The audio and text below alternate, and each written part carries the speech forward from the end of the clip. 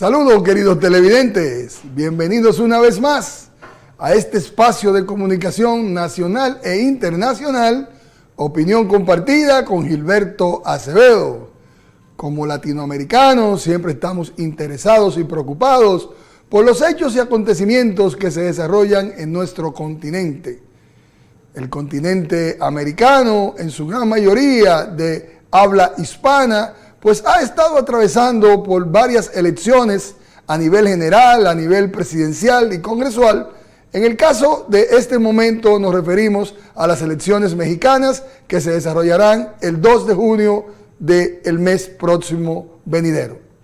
Nosotros quisiéramos utilizar amigos y relacionados para que nos mantengan al tanto y al día sobre lo que acontece en esos países en relación a la parte política social. Hoy contamos con la intervención del doctor Alberto Aguilar, un abogado, politólogo, un hombre ligado a las leyes gubernamentales, escritor, muy activo, desde más de 20 años ha tenido la oportunidad de participar en la política mexicana desde el Partido Revolucionario Independiente y un alto funcionario de la COPAL, Conferencia Permanente de Partidos Políticos de América Latina. Quisiéramos darle la bienvenida formalmente a nuestro amigo Alberto Aguilar para que haga la intervención formal en su programa Opinión Compartida con Gilberto Acevedo. Bienvenido, doctor Alberto Aguilar. Mucho gusto en saludarlos. Soy su amigo José Alberto Aguilar Iñárritu, de México. En primer lugar, quiero agradecer la amable invitación de mi amigo Gilberto Acevedo para conversar en esta ocasión con él y con todo su valioso y nutrido auditorio. Aquí ha sido un seminario bastante rico donde se han presentado una serie de facetas, características y puntualizaciones sobre el proceso. Yo muy rápidamente, para intervenir sobre la importancia de lo legislativo en este planteamiento, comenzaría por recordar un contexto básico. El resultado de ambas elecciones marcará el destino de México y de los Estados Unidos y desde luego de América del Norte, por lo menos por las próximas 3 décadas. Ambas elecciones se desarrollan en un clima de extrema polarización, donde de inicio es aventurado definir quién va a ganar. En el caso de estas elecciones, después de casi 3 décadas, el caso de México, de creciente normalidad democrático-electoral, ahora se desarrolla en un contexto de anormalidad democrática generada tanto por las acciones violatorias de la ley del presidente de la República como por el ascenso en la intervención electoral de la delincuencia organizada, producto del debilitamiento del Estado de Derecho, auspiciado por una política de gobierno en extremo tolerante en la materia. Por su parte, los Estados Unidos irán a las elecciones bajo el paraguas fantasmal de aquel intento de golpe de Estado propiciado por Donald Trump el pasado 6 de enero de 2021. En el caso mexicano, más allá de la avalancha de encuestas pagadas por alguna de las fuerzas en contienda realizadas con fines propagandísticas, sobre todo la del gobierno, y también con el fin de desestimular la participación electoral de los votantes que no integran su voto duro, la elección de 2024 es claro que tenderá a cerrarse. Algunos analistas estiman que esto puede estar considerando una votación de un 50% en no más de 4 o 5 puntos de diferencia. Esto considerando los números de votos que están en juego, más que la idea de encuestas que están muy distorsionadas. Si se plantea más o menos el número de votos esto, la coalición oficialista andará por el 44%, la coalición opositora por el 40%, por lo que la elección será determinada finalmente por los denominados switchers. Si es que la participación sube del 50% a un 60%, las posibilidades de triunfo de la oposición se van a incrementar. Sin embargo, en este contexto, y por ahí hay cosas que ya se han mencionado aquí, un aspecto muy delicado es la posibilidad de anulación de la elección en la medida en que 34,000 casillas o más puedan no ser instaladas, es decir, el 20%. ¿Por qué? Por las situaciones de la delincuencia. Esto se plantea en un contexto donde recientemente, como se ha dicho aquí, el presidente de la República habla de la generación de un golpe de Estado técnico, algo donde realmente estamos hablando del mundo al revés, porque plantea que la oposición le quiere dar un golpe de Estado técnico a él, lo cual se visualiza como el inicio de una narrativa destinada a no aceptar la posible derrota de su candidato. Ahora, en un contexto ya más ligado a lo del legislativo, hay que entender que 2018 lo que expresó fue una seria crisis de la joven democracia mexicana, producto de su insuficiente desarrollo. Es decir, una democracia que hemos calificado como democracia incompleta porque se concentró en extremo en el proceso electoral, es decir, en el uso, remoción y usufructo de las reglas de acceso al poder, y le puso muy poca atención a las reglas de ejercicio democrático del poder. Pretendió contra natura gobernar con un régimen arcaico de pautas no democráticas, mientras se convocaban las elecciones bajo una estructura electoral democrática. Eso no dio buenos resultados, a pesar de que hubo múltiples ejercicios de reforma del Estado durante más de 2 décadas para advertir este problema. Los 3 presidentes que fueron de la transición a la democracia no le pusieron suficiente énfasis, y al último, en 2014, el presidente Peña abrió la posibilidad de los gobiernos de coalición con la reforma a los artículos 76 y 89, dando la posibilidad que el presidente en cualquier momento de su gobierno pudiera invitar a un partido más distinto al suyo para conformar gobierno y habrá el partido de la oposición. Un tema que todavía no termina de resolverse porque la ley reglamentaria de este proceso, que debe haber quedado en 2018, no se ha desarrollado, aunque hay múltiples iniciativas de la oposición, obviamente. Incluso Xóchitl Gálvez, antes de irse del Senado, su último día presentó iniciativa de ley en la materia. Es un factor clave, porque ahí estaríamos hablando de la profundización de la democracia a partir de reformar las reglas de ejercicio del poder, y es un tema eminentemente legislativo. Cuando hablo de que se expresa una crisis, basta pensar en el colapso del sistema de partidos que se vivió en 2018 y que todavía no se recupera, buscando una salida. Los frentes amplios han sido una posibilidad, pero todavía no se consolida. Y en estos últimos 5 años hemos tenido un proceso institucional de desmantelamiento de la democracia, lo cual nos está llevando al 2 de junio próximo a un referéndum entre 2 propuestas de en qué país queremos vivir: un país regido por la autocracia o un país regido por la democracia. Pero independientemente de quién gane, es evidente que se perfila una profundización de la crisis política mexicana expresada desde 18 a 2 velocidades. Una lenta, si es que gana el partido oficialista y su candidata, que estará en la lógica de un proceso de contención del legislativo, porque se visualiza desde ahorita, y lo diré más adelante, que Morena no va a tener mayoría calificada en las cámaras. Y ese proceso pues hará más largo esta situación de sufrimiento del país por no avanzar más rápidamente hacia un cambio de régimen urgente, ¿no?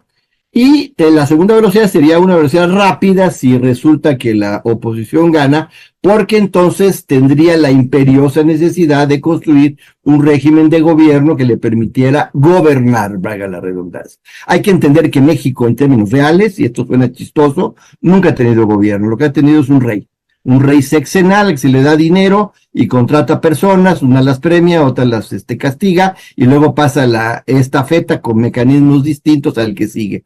Un gobierno es un cuerpo colegiado que tiene la capacidad para rendir cuentas, para tener responsabilidad política y jurídica, y que tiene la posibilidad de hablar con su líder, el presidente de la República, en términos de no avalarle a ciega cualquier cosa, sino establecer una lógica más racional en términos de lo mejor para su gobierno y para el país.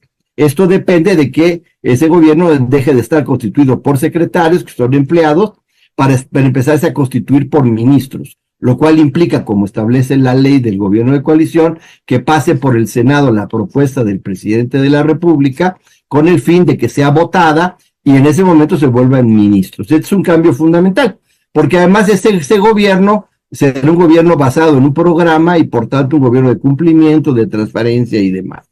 Ahora, en este contexto, es evidente que resulta fundamental observar qué va a pasar con el legislativo en México.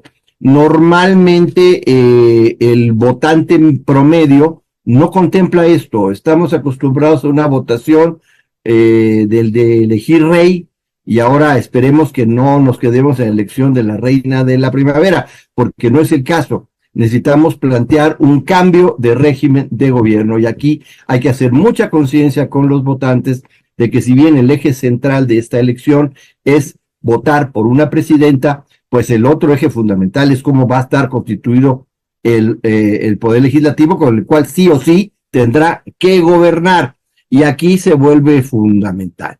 Es decir, hasta ahora se perfila que Morena no va a tener mayoría calificada y puede que tampoco mayoría relativa, pero bueno, no es suficiente.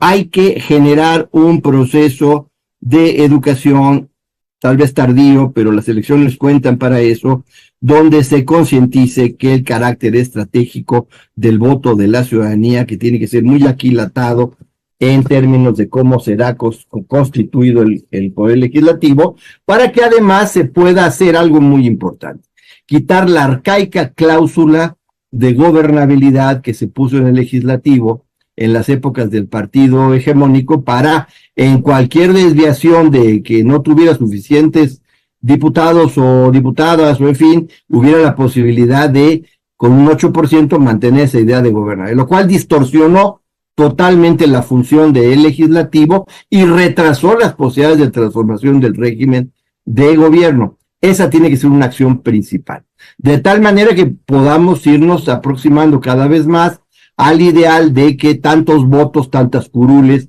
de manera muy transparente, y podamos pasar a otra etapa. No quiero abusar de la amabilidad de Save Democracy de haberme vuelto a dar un espacio. Les agradezco mucho a todas y a todos, y felicito a Save Democracy, a Marcela por su liderazgo, Miriam por su conducción, y a todas y todos los participantes por una excelente jornada. Muchas gracias.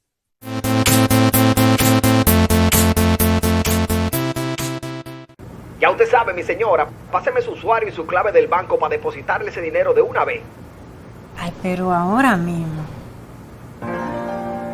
Si lo das se van, esos datos tuyos se van. Si los das se van, esos datos tuyos se van.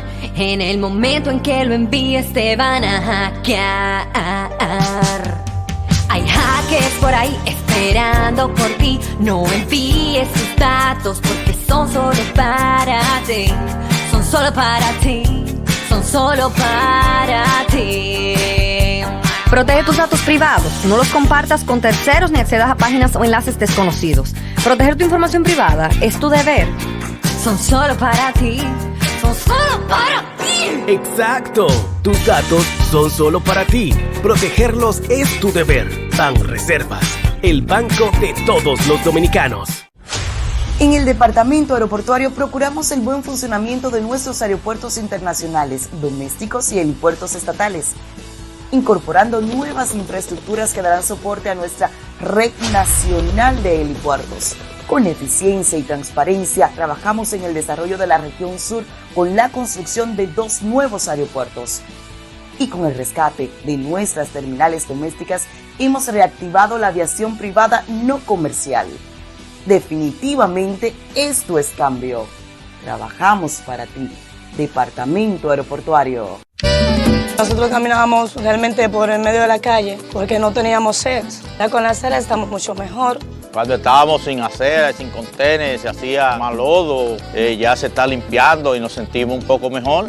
Estamos muy agradecidos por preocuparse y traernos aceras y contenes a nuestro sector. Tengamos agua, tengamos contenes, y gracias a la Liga Municipal y al presidente, gracias a Dios que tengamos de todo eso. Son respuestas del gobierno a través de la Liga Municipal Dominicana y los gobiernos locales para elevar la dignidad de la gente. Santo Domingo, evidencias del cambio. Liga Municipal Dominicana.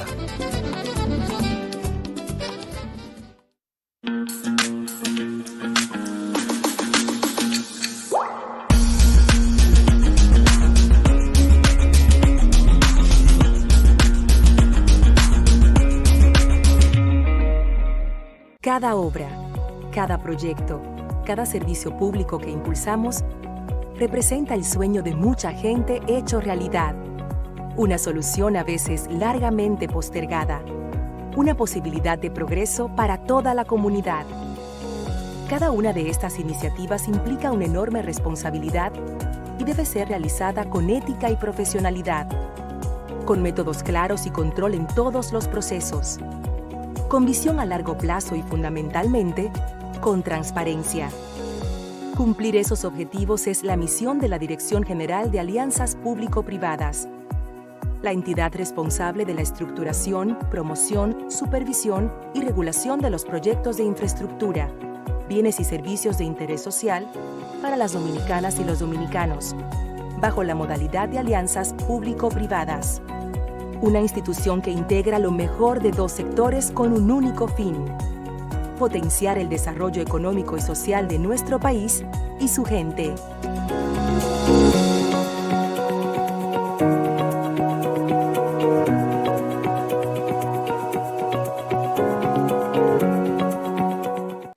A ti que te gusta lucir bien y exclusiva para una ocasión especial, aquí te recomiendo la mejor tienda del país, Blanco y Negro, donde encontrarás bellísimas prendas de vestir que te hará sentir única y confiada. Con blanco, negro y más, la combinación perfecta entre moda y elegancia. Volar, soñar, dejemos la ventana abierta por si llega el temor. Hay cosas que quiero que sientas, solo tú y yo, naufragando en nuestro mundo, solos tú y yo. Si me dejas yo te influyo, solos tú y yo.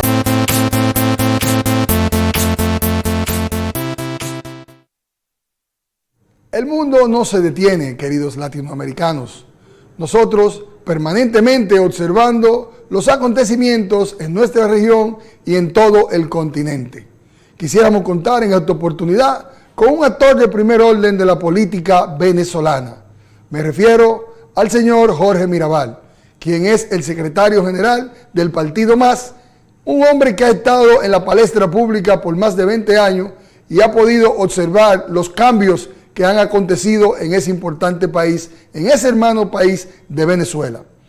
Próximamente tendremos elecciones y quisiéramos nosotros invitar a nuestro amigo personal, Jorge Mirabal, quien nos acompañará y nos deleitará con una exposición brillante sobre las elecciones de Venezuela. Bienvenido, Jorge Mirabal. Muy agradecido con Gilberto Acevedo, gran amigo, que hoy nos invita a compartir con ustedes opinión compartida. Yo soy Jorge Mirabal, subsecretario nacional del partido MAS en Venezuela.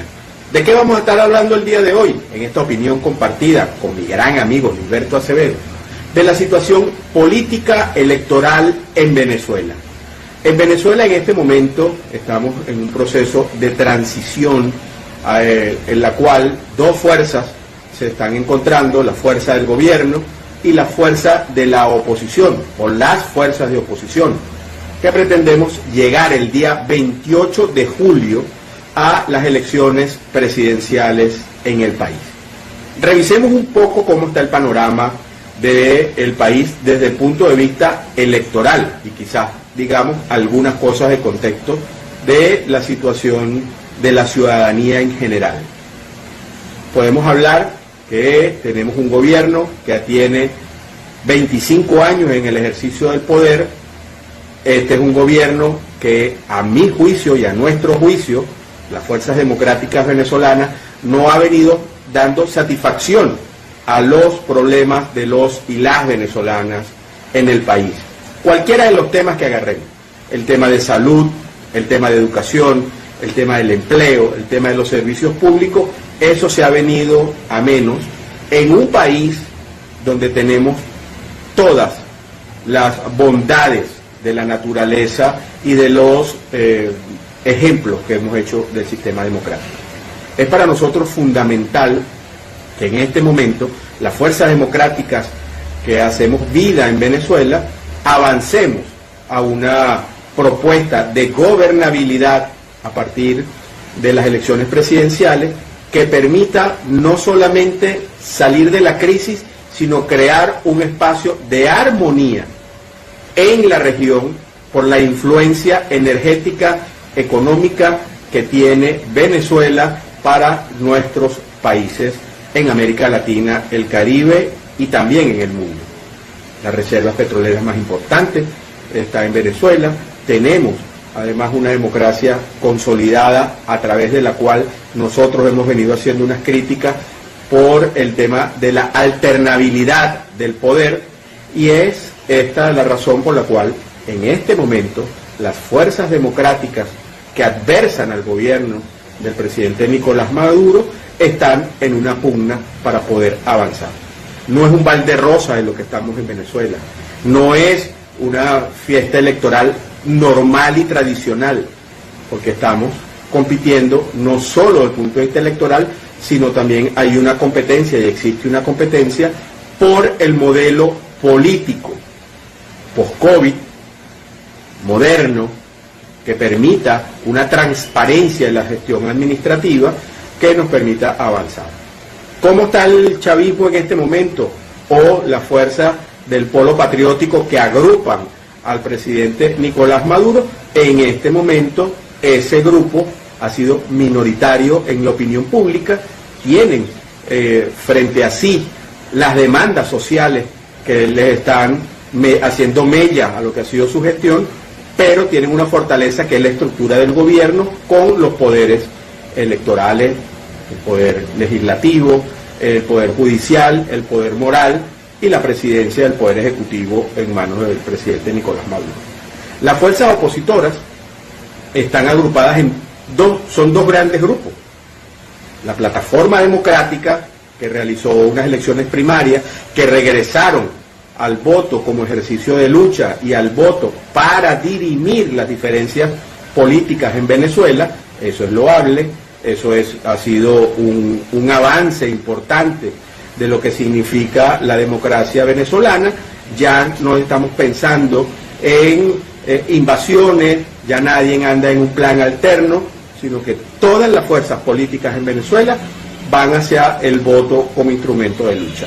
De allí se realizaron unas primarias, de esas primarias salió electa una persona que, aunque no forma parte de la Plataforma Democrática, fue la abanderada en esas elecciones, como es la señora María Corina Machado, sobre la cual pesa una inhabilitación política que puede ser justa o no, pero el Consejo Nacional Electoral no le permitió correr en estas elecciones, así como a distintas personas o a partidos políticos. Esto no es nuevo, esto no es la primera vez que sucede, ni es en Venezuela en el único sitio donde sucede. El lawfare ha venido, la judicialización de la política ha venido afectando a muchos políticos en la región y en el mundo. Pero paralelo a eso, también están los partidos de la Alianza Democrática, que se mantuvieron en el poder, que se mantuvieron en la ruta democrática. Es un grupo de partidos que hacen vida en la Asamblea Nacional con cada uno de esas organizaciones que actualmente tienen diputados. Se han logrado acuerdos para cambiar el Tribunal Supremo de Justicia, en lo cual dentro de este periodo de transición se quitaron a más o menos una cantidad de magistrados que sobraban y que fueron colocados fuera de la norma. Se cambió el Consejo Nacional Electoral y se han venido realizando elecciones. En este momento decir que eso está perfecto, no está perfecto. No está perfecto, pero va vía a resolver los problemas y a dirimir los conflictos en Venezuela. ¿En qué punto estamos? Que en este momento el elector, podemos hablar también del elector, ¿qué ha venido pasando con el elector en Venezuela?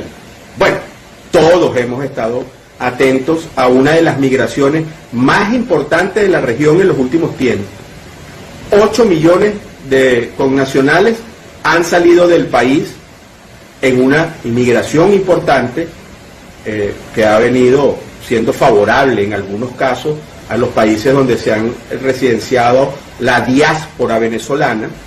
En el caso de Panamá, por ejemplo, más de 50.000 panameños son empleados en empresas de Venezuela o por venezolanos, En el caso de Perú, el crecimiento económico de Perú, de los 4 puntos del Producto Interno Bruto, 1.3 según las fuentes peruanas, son productos de empleadores venezolanos. Igual, también, y es una crítica fuerte, también se ha ido la delincuencia, también ha avanzado mucha gente que no tiene trabajo, y podemos ver a venezolanos regados en el mundo haciendo vida y trabajando. Eso afecta el punto de vista electoral, porque esa masa de venezolanos no van a poder participar en estas elecciones viviendo en el extranjero, cosa que sucede en otros países, porque no existe un registro electoral producto de las sanciones, de las rupturas de relaciones, de una mala política y una mala planificación que se ha hecho para atender esa migración que para los venezolanos no ha sido fácil. Pero adicionalmente a eso, tenemos de los electores, porque estoy hablando de los electores, en este momento un grupo de venezolanos que se han mudado de ciudad por el efecto de la crisis económica o sanitaria de Venezuela. Eso significa que el Consejo Nacional Electoral no ha hecho lo suficiente, ni tenía la capacidad de hacerlo por lo corto de los tiempos, para poder actualizar el registro electoral. Adicionalmente a eso, tenemos la judicialización de candidatos de partidos políticos que no han podido participar y no van a poder participar, y vamos a unas elecciones. ¿Venezuela va a ir a elecciones? Sí. ¿Venezuela con esas condiciones va a ir a elecciones? Sí, porque los venezolanos, el 80% de los venezolanos considera que es a través del voto donde estamos obligados a encontrarnos. ¿Qué significa esto, Gilberto, y a todos nuestros amigos de República Dominicana que me permiten hoy, en esta opinión compartida, conversar con ustedes? Que estamos frente a un proceso de transición que va a ir pegado de las elecciones presidenciales del 2024 y las elecciones parlamentarias del 2025, donde se coge la Asamblea Nacional para un equilibrio de poderes, gobernadores, legisladores regionales, alcaldes y concejales. El año 2024 y el año 2025 va a permitir una reconfiguración de las fuerzas políticas. Ahora, eso solo y en sí mismo no va a resolver el problema. El problema debe resolverse como lo resolvemos los políticos, con acuerdo, con diálogo, con reconciliación, con buscar equilibrio dentro de los poderes venezolanos que permita atender lo más importante, como es a la gente, a la economía de la gente, a la salud de la gente, a los servicios públicos de los y las venezolanas, que nosotros podamos convertir a Venezuela en ese empuje político, económico de la región. Van a venir observadores internacionales, los cuales pueden garantizar y permitir decir y contar a viva voz lo que sucedió en Venezuela. Vamos a contarnos, va a ganar el que tenga la mayor cantidad de votos. El sistema electoral venezolano es uno de los mejores sistemas electorales del mundo. El día de las elecciones no está el problema. El día de las elecciones la gente va a ir a votar frente a un sistema automatizado que ha sido auditado por los partidos de oposición, por observadores internacionales presentes, por el mismo gobierno y por veedurías electorales nacionales. Allí no va a estar el problema. El problema está en cómo el poder pretende poder socavar con una campaña política de división y de abstención, según los analistas, y cómo la fuerza de ese gran número de venezolanos que están decididos a cambiar el gobierno puedan ponerse de acuerdo. Estas dos estructuras, la plataforma unitaria y la alianza democrática, deben buscar un punto para encontrarse y permitir algo que en Venezuela es poco común, el voto útil. ¿Cuál es la figura presidencial que puede garantizar dos cosas? Ganar las elecciones y gobernar. Y gobernar implica, porque para eso tendríamos 6 meses o un poco más entre la elección y la toma de posesión, que será en enero del 2025, poder ponernos de acuerdo y garantizar a la fuerza hegemónica del gobierno una transición que permita que los venezolanos y la economía venezolana y los servicios públicos avancen. En este momento, Venezuela está en el ojo del huracán, tenemos grandes conflictos, tenemos el tema de Guyana, tenemos el tema de las sanciones, existen temas importantes que afectan el día a día de los venezolanos y de las venezolanas, el tema de la migración, que no solamente afecta a los venezolanos, sino también al resto de la región. A mi juicio, ha sido una diáspora positiva para los países donde han llegado los connacionales. También hemos tenido conflictos con el tema de la delincuencia, no solamente se han ido los capitales o los intelectos, sino también se ha desplazado una masa de personas antisociales que lamentablemente andan por el mundo. Venezuela, podemos garantizar que va a haber elecciones. En Venezuela podemos decir que vamos transitando a un encuentro de los venezolanos para que nos poder permitir este equilibrio y esta tranquilidad en la región en la cual nosotros estamos viviendo. Ojalá que ustedes en República Dominicana, que siempre han sido solidarios con Venezuela, que siempre han ayudado al diálogo político entre las fuerzas opositoras en sí mismas, entre las fuerzas del chavismo en sí mismo, o del partido de gobierno en sí mismo con sus aliados, que también han operado en grandes acuerdos con los opositores y los personal del gobierno y con las estructuras de gobierno. Pues República Dominicana ha sido sede de más de una de estas discusiones y de acuerdos, con éxitos y con fracasos, no por la sede, sino por los desencuentros que hemos podido tener los sectores políticos en Venezuela. A eso hay que incluirle las universidades, las sociedades civiles, los grupos de opinión que nos permitan a nosotros avanzar. Venezuela decidió resolver sus problemas con el voto. El 28 de julio, los venezolanos marcaremos una ruta hacia donde debemos encontrarnos. No va a ser un balde rosa, no es una cosa acabada, es algo que se va construyendo día a día en Venezuela con mucho apoyo internacional, con mucho apoyo y acompañamiento respetuoso de organismos internacionales, de países amigos, de partidos políticos amigos, de personalidades que nos van a llevar a un feliz término.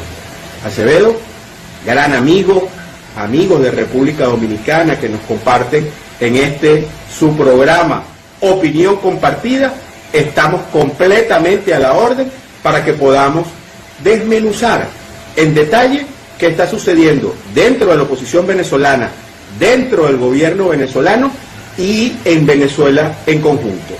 Nos vemos en otra próxima entrevista, Dios quiera que nos inviten. Gilberto, gran abrazo, sigue así, eres una persona fundamental en la comunicación política, compartida, equilibrada de República Dominicana y de la región. Nos vemos.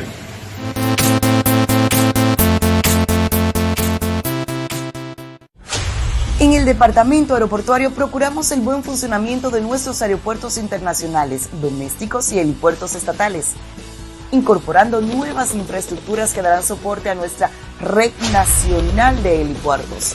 Con eficiencia y transparencia, trabajamos en el desarrollo de la región sur con la construcción de 2 nuevos aeropuertos. Y con el rescate de nuestras terminales domésticas, hemos reactivado la aviación privada no comercial. Definitivamente esto es cambio. Trabajamos para ti. Departamento Aeroportuario. Cada obra, cada proyecto, cada servicio público que impulsamos representa una oportunidad de trabajo para miles de dominicanos que con la mejora de su economía contribuyen al progreso de sus comunidades, permitiendo que cada vez más familias mejoren su calidad de vida. Por eso, en la Dirección General de Alianzas Público-Privadas, integramos lo mejor de 2 sectores para llevar a la realidad proyectos que generen mayores oportunidades para la gente. Motores de empleo para el pueblo dominicano, sin importar el género, estrato social o condición. Iniciativas que, una vez concretada su ejecución, redundarán en más puestos de trabajo y un mayor bienestar social y económico a partir de su puesta en marcha.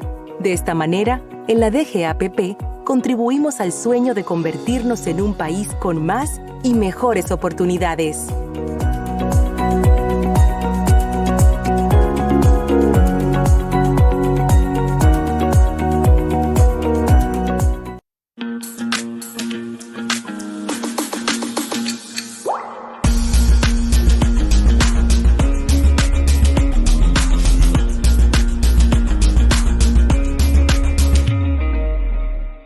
Brothers Color, letreros, bajantes, afiches, impresos en general. La vida en realidad a puro color. Brothers Color, en la Benito González, número 1, en Santo Domingo, República Dominicana. Presidida por Eddie Martínez. Brother Colors, la vida misma impresa a todo color. La tecnología evoluciona. Avanza, trae cambios que se convierten en beneficios para la calidad de vida de los seres humanos. República Dominicana, el futuro es ahora. Conoce Osmobit, el más moderno sistema para la purificación de agua de uso compartido. Un sistema que permite a todos tener acceso a un agua perfecta, cristalina de la más alta calidad. La estación Osmobit es el agua en su forma más inteligente. 6 veces filtrada, mineralizada, producida bajo estricto control de calidad. Con Osmobit, las personas reutilizan sus envases evitando desperdicios y con absoluto respeto por el medio ambiente. Al rentar una estación Osmobit, empresas, comercios y condominios adquieren un equipo ecológicamente correcto.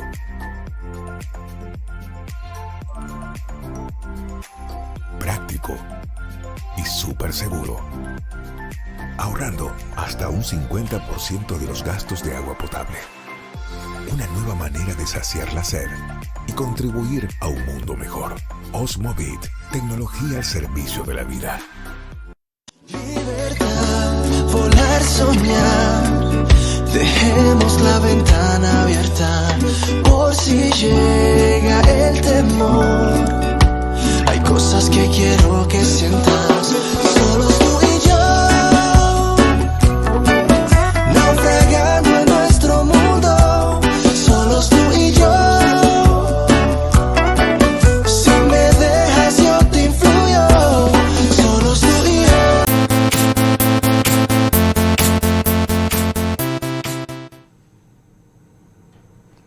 Es imposible vivir aislado.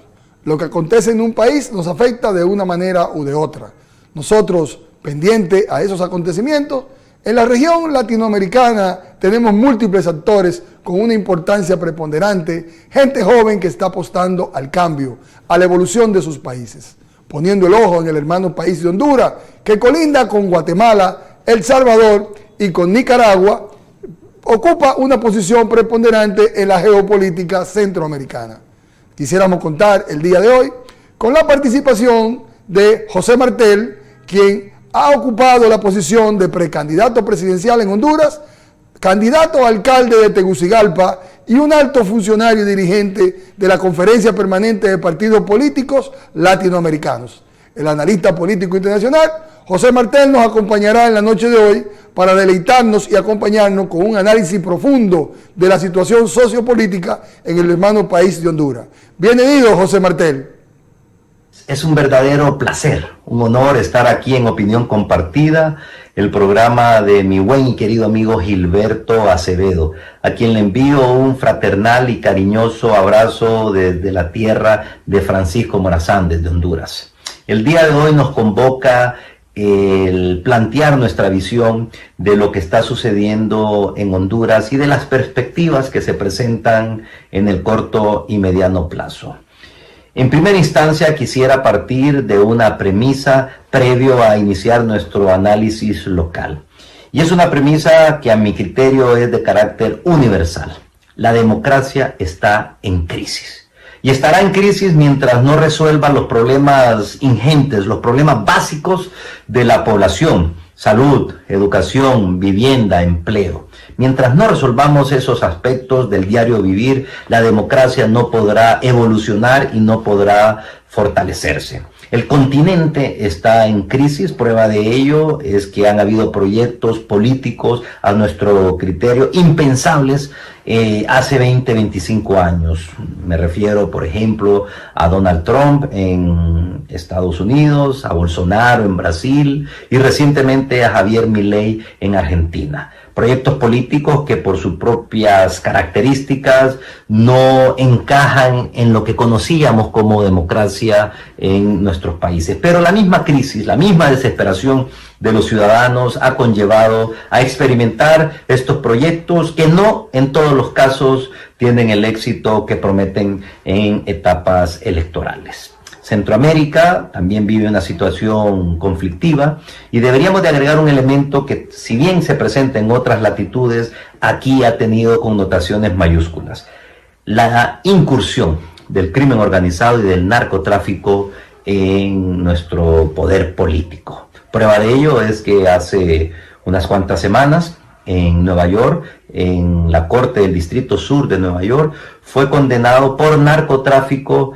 el expresidente Juan Orlando Hernández, quien ocupaba la presidencia hasta el 28 de enero del año 2022. Eso nos da una dimensión del papel y del rol que había y que sigue jugando el narcotráfico en nuestros sistemas políticos.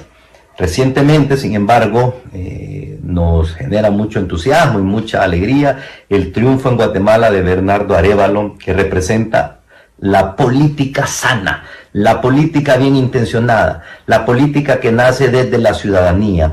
Bernardo Arévalo es una bocanada de oxígeno para nuestros sistemas políticos aquí en la región y genera, insisto, una esperanza de fortalecimiento a través de las urnas y a través de las vías pacíficas. Habrá que ver el desarrollo de su gestión, de esa nueva primavera democrática. El resto de Centroamérica tiene problemas de una u otra manera, particularmente Nicaragua, en donde el régimen de Daniel Ortega ha eliminado cualquier tipo de competencia electoral y con eso desnaturalizando cualquier tipo de democracia. No puede haber democracia sin un proceso electoral libre y transparente, y eso no se está dando en el vecino país. Y el otro caso, también diría yo paradigmático, es el de Nayib Bukele, que si bien es cierto, tiene todavía un apoyo mayoritario de los salvadoreños, no deja de ser una amenaza por sus prácticas autoritarias. Ojalá que esto no trascienda la línea roja de lo que debe de ser democracia, pero habrá que esperar. Y así llegamos a Honduras. Honduras vivió durante 12 años un régimen que se fue tornando cada vez más autocrático hasta convertirse prácticamente en una dictadura. El golpe de Estado del 2009 marca un parteaguas de un sistema de partidos en donde existía el bipartidismo, Partido Liberal de centroizquierda y el Partido Nacional de derecha. El golpe de Estado atomiza, fracciona el sistema de partidos y en las elecciones del 2013 participan 10 partidos, pero hay 4 fuerzas que tienen un apoyo más o menos significativo: el Partido Liberal, el Partido Nacional, el Partido Libre, que es el partido de Manuel Zelaya, el expresidente que sufrió el golpe de Estado, y otra fuerza que en aquel momento se denominó el Partido Anticorrupción de Salvador Nasralla. Durante estos 12 años se ha ido mermando la institucionalidad de por sí débil de nuestro país, y eso se ha visto reflejado en los índices que reflejan las distintas instancias. Hemos alcanzado niveles de pobreza preocupantes que fueron profundizados por los efectos de la pandemia, cercanos al 80%, niveles de desempleo y subempleo en torno al 60%, actualmente estoy hablando. Somos uno de los 10 países más desiguales con toda seguridad del mundo, y todos esos elementos junto a otros generan un fenómeno que es ciertamente preocupante: la migración. Somos un país que, de acuerdo a instancias internacionales, expulsamos de nuestras fronteras, aproximadamente en torno a 800, 900 hondureños al día en promedio. Eso es un drama para nuestra sociedad. Ese desangrado de nuestras familias luego tiene repercusiones de otra índole porque las familias se separan, quedan niños huérfanos al cuidado de sus abuelas, de sus vecinos, y eso va fragmentando esa unidad tan importante como lo es la familia. El 2021, en las elecciones generales, que son las últimas que hemos tenido, Xiomara Castro del Partido Libre logró la victoria, obviamente acompañada de otras fuerzas políticas que, dadas las circunstancias que imperaban del régimen autoritario de Juan Orlando Hernández, decidieron apostar por esa opción. Y creo que era lo correcto. Creo que era lo correcto porque la penetración del crimen organizado, del narcotráfico y las redes de corrupción que se habían conformado estaban prácticamente aniquilando al Estado hondureño. Y eso propició esa unidad electoral en aquel momento. Sectores del Partido Salvador de Honduras, sectores del Partido Liberal, sectores independientes, el Partido PINU, sectores incluso hasta del Partido Nacional entendieron que había que apoyar a Xiomara Castro, y así se logró. Dicho esto, llevamos 2 años y medio de gobierno, de 4 que dura el periodo presidencial, y yo diría que podríamos hacer una valoración de su gestión en algunas áreas. En primer lugar, creo yo que el grado de penetración del narcotráfico en las instancias públicas se ha reducido sustancialmente. Eso hay que reconocerlo. Pero creo que también se han cometido errores importantes. En un país tan fragmentado, tan polarizado desde el golpe de Estado y con tantos problemas, creo y estoy convencido de que las alianzas políticas y con otros sectores, con otros ámbitos como el social, como el empresarial, son indispensables para impulsar una agenda de gobierno exitosa. Y creo que ahí hay un error de parte de la actual administración. Si bien es cierto, ganó con distintos sectores, al momento de establecer su gabinete de gobierno y la composición de su gobierno ha sido exclusivamente con miembros de un partido político, y eso hace que no todos los sectores estén involucrados en esa gesta. Creo que eso es un factor importante. Y eso ha generado una situación muy compleja a la hora de aprobar leyes, apoyar proyectos, aprobar mociones en el seno del Congreso Nacional. Como les he dicho, es un sistema de partido fragmentado. El Partido Libre, el partido de gobierno, tiene 50 diputados de 128. Ni siquiera alcanza la mayoría simple. Y eso dificulta la aprobación de leyes que sirvan para impulsar las promesas de campaña. Y no se ha dado ese ambiente de consenso, ese ambiente de construcción de acuerdos en el Congreso Nacional. Todo lo contrario, las posiciones se han ido polarizando. Se ha agregado ese ingrediente ideológico que muchas veces dificulta la suscripción o por lo menos la generación de un buen ambiente para discutir. Hay que tener mucha más madurez. Hay que tener y despojarse de intereses particulares para poder construir acuerdos de Estado, acuerdos de nación. Y ahí es donde yo veo una falencia. En el mes de septiembre de este año se convocará a elecciones primarias y obviamente eso ya va a dirigir las miradas en otra dirección, en la dirección electoral, y ya en ese periodo es muy difícil lograr construir esas reformas y esas decisiones políticas para mejorar las condiciones de vida de nuestra sociedad. Diría que el actual gobierno se ha quedado corto. Diría que el actual gobierno no ha tenido esa madurez y sensatez indispensable en estos momentos. Diría que le ha faltado esa visión de entender la polarización de nuestra sociedad y la necesidad de reducir esos niveles de confrontación. Pero eso requiere, insisto, mucha madurez y mucha sensatez, y hoy no impera en la clase política.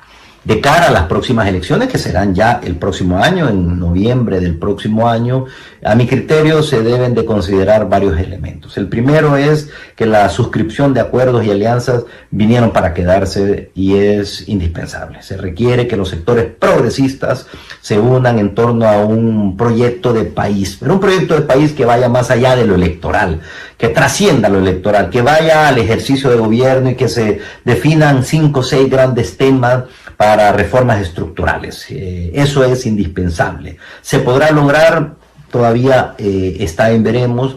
Yo espero que haya esa sensatez en la cúpula de la clase política de nuestro país, de los sectores progresistas. No es fácil en un sistema que durante más de 100 años fue un bipartidismo perfecto, porque las concesiones que son necesarias en toda alianza no son fáciles de obtener en estas circunstancias. Pero creo que se están haciendo o se están tomando algunas medidas en esa dirección.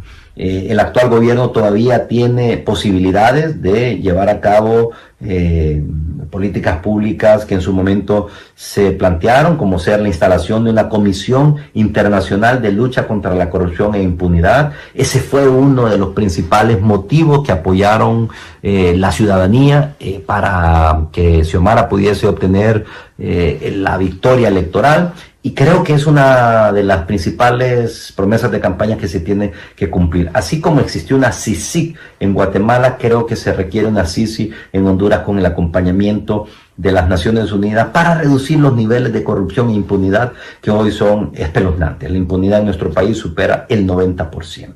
Entonces, todavía hay tiempo para impulsar esos proyectos. Se requiere una gran inversión en educación y en salud. Son dos temas que han estado ciertamente descolgados de la agenda política desde hace muchísimos años, y creo que debe de volverse una prioridad. Y también se tiene que invertir en infraestructura. No puede haber desarrollo si no hay infraestructura, si no hay sistemas de energía eléctrica eficaces y eficientes, y eso todavía está pendiente dentro de la agenda de la actual administración.